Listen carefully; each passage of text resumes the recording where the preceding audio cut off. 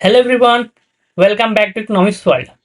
In today's lecture, we are going to tackle a previous year question from Econometrics semester 4. And this question is divided in three options, and we will solve each one step by step to you understand clearly. So let's start to the class today.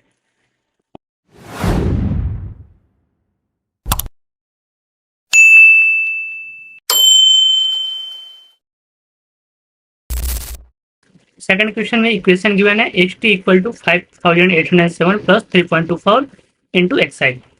Standard error of V2 given है 1.634, number of observation given है 30 और इसमें इसको किस name से denote किया गया है?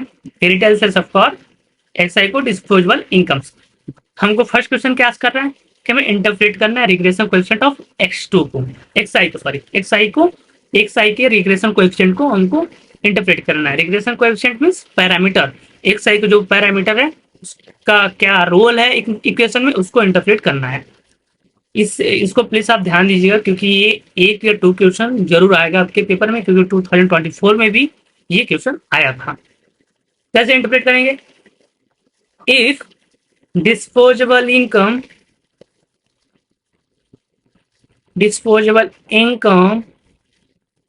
xi increases by 1 unit, then retail sales of car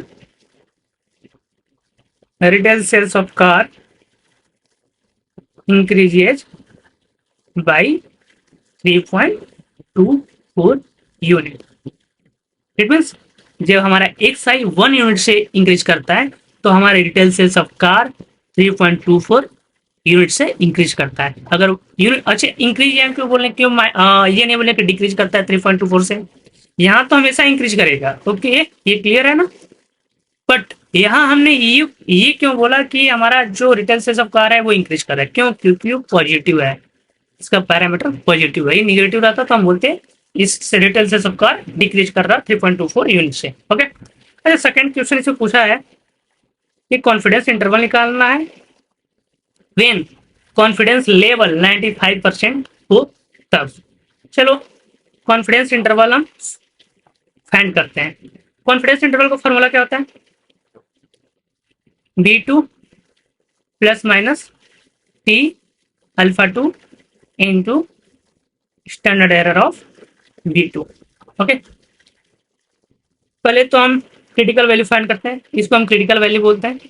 तो क्रिटिकल वैल्यू फाइंड करने के लिए क्या क्या फैक्टर्स हमको नीड पड़ता है? 2 फैक्टर्स नीड है, एक डिग्री ऑफ फ्रीडम, सेकंड हमको नीड है सिग्निफिकेंट वैल्यू किसे कहते हैं? अल्फा को सिग्निफिकेंट वैल्यू। अल्फा को फाइंड करने के लिए फॉर्मूला क्या होता है? 1 minus confidence level. 1 minus 95% confidence level है, 1 माइनस परसेंटेज रिमूव करेंगे तो डिवाइड हो जाएगा, तो ये 0.95 हो जाएगा, 0.05 आया। बट हमें गिवन क्या है? अल्फा अपॉन 2, तो हमें 0.0/5 को डिवाइड कर देंगे तो 0.025, ये हमारा सिग्निफिकेंट वैल्यू फाइंड हुआ है। डिग्री ऑफ फ्रीडम क्या है? डिग्री ऑफ फ्रीडम होगा n माइनस के। क्या डिपेंड करता है? Parameter, it mean regression coefficient. कितने पैरामीटर हैं? B1 B2 B1 B2 2 parameter है तो 2 माइनस नंबर ऑफ ऑब्जर्वेशन कितने गिवन थे? 30, 28 हुआ। अब हम इसको टी डिस्ट्रीब्यूशन के टेबल के देखते हैं और उससे पता करते हैं कि हमारा क्रिटिकल वैल्यू क्या होगा। ओके, तो टी डिस्ट्रीब्यूशन हाँ यहाँ है 28 क्योंकि डिग्री ऑफ फ्रीडम 28 है, सिग्निफिकेंट वैल्यू क्या है? 0.025, 28 है एंड सिग्निफिकेंट वैल्यू 0.025 2.048। ओके, तो हमारा टी अल्फा 2 क्या फाइंड होता है? 2.048। कॉलम में डिग्री ऑफ फ्रीडम गिवन है एंड रो में सिग्निफिकेंट वैल्यू गिवन है। ओके, चलिए हम वैल्यू फाइंड करते हैं, वैल्यू पुट करते हैं कॉन्फिडेंस इंटरवल में। B2 क्या है? 3.24 plus minus critical value 2.048 multiplied standard error क्या था? स्टैंडर्ड एरर ऑफ B2 क्या था? 1.634। ओके, 1.634, 3.24 प्लस माइनस मल्टीप्लाइड करते हैं दोनों को, 2.04 2.048 मल्टीप्लाइड 1.634।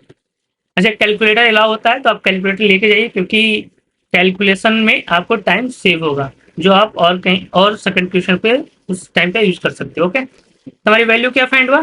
3.346, मतलब 3.35। 3.35।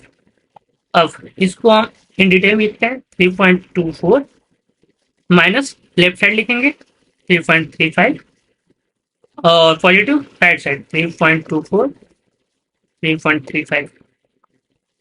सेपरेट करोगे तो 5 में से 4 जाएगा 1, 3 में से 2 जाएगा 1, 0.1 कामा ऐड करो 549 325 6, और आंसर फाइंड होगा। ओके, एक मिनट देखते हैं। 3.24 माइनस 3.35, हाँ माइनस 0.001, माइनस 0.11, ये हमारा कॉन्फिडेंस इंटरवल फाइंड हो गया। ओके, जो थर्ड क्वेश्चन से क्या कर रहा है, थर्ड क्वेश्चन इसमें गिवन है कि हमको थर्ड क्वेश्चन, थर्ड क्वेश्चन ये है, देखो कंप्यूट करना है T value under zero null hypothesis and test करना है 5% लेवल ऑफ सिग्निफिकेंट पे। ओके, तो क्या क्या गिवन था हमको उसमें? हाँ, नल हाइपोथेसिस जीरो होना चाहिए and level of significant already 5% given है, 0.005 होगा। टी डिस्ट्रीब्यूशन का फॉर्मूला क्या होता है? B2 minus expectation of B2, expectation of B2, sorry small B2 रहेगा, standard of error of B2। ये सैंपल मीन है B2 ना, स्मॉल B2। और जब एक्सपेक्टेड ऑफ सैंपल मीन होता है, एक्सपेक्टेड ऑफ सैंपल मीन किससे इक्वल होता है? Population mean. तो पॉपुलेशन मीन किससे डिनोट करेंगे? B2 से, कैपिटल B2 से। Standard error of B2 given है। अच्छा, हमको क्वेश्चन में क्या गिवन था कि हमारा जो नल हाइपोथेसिस है वो जीरो है। तो यहाँ एज्यूम करते हैं कि हमारा जो नल हाइपोथेसिस है B2 वो जीरो है and alternative B2 does not equal to zero है। हम हमेशा पॉपुलेशन के यहाँ रखेंगे। ओके, न कि सैंपल नल हाइपोथेसिस में सैंपल को जीरो इक्वल नहीं करेंगे हम, वहाँ पॉपुलेशन को इक्वल, पॉपुलेशन को जीरो करते हैं। ओके, B2 का क्या वैल्यू था? 3.24 okay, 3.24 minus B capital B2 zero है, स्टैंडर्ड एरर ऑफ B2 था 1.634, 3.24 1.634 डिवाइड करते हैं, 3.24 डिवाइड 1.634, क्या आंसर होता है? 1.98। अब क्रिटिकल वैल्यू फाइंड करने के लिए क्या क्या नीड है? Significant value and significant value and degree of freedom. Degree of freedom क्या था?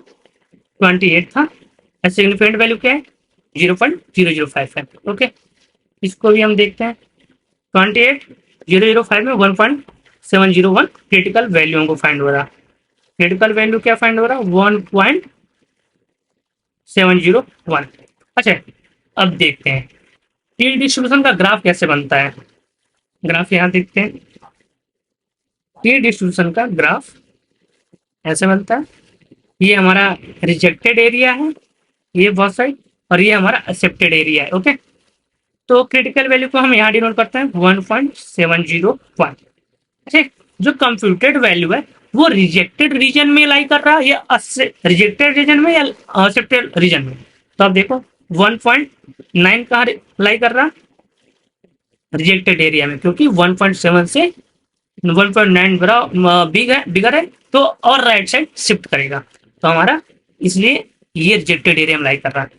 तो हम कैसे नल हाइपोथेसिस रिजेक्टेड है या एक्सेप्टेड है उसे फाइंड करते हैं, कंपेयर करते हैं क्रिटिकल वैल्यू को computed value.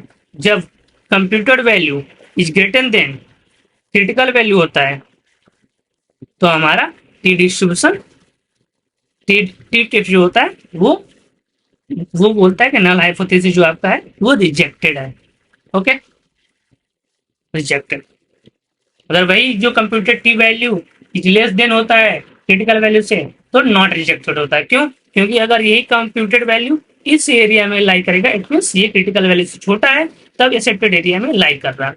It accept mean not reject, that are accepted. Okay, ये आपका सेकंड क्वेश्चन क्लियर हो गया। थर्ड क्वेश्चन नेक्स्ट लेक्चर में हम टोटल 6 या 7 क्वेश्चन बताएंगे, क्वेश्चन सॉल्व करेंगे अलग अलग लेक्चर्स में, जो बहुत इंपॉर्टेंट रहेंगे आपके पेपर्स में। उसमें से जरूर आपको 4 या 5 क्वेश्चन पेपर में मिलेगा। ओके, तो प्लीज आप लेक्चर्स को सही से देखिए एंड सॉल्व भी करिए उसको। ओके।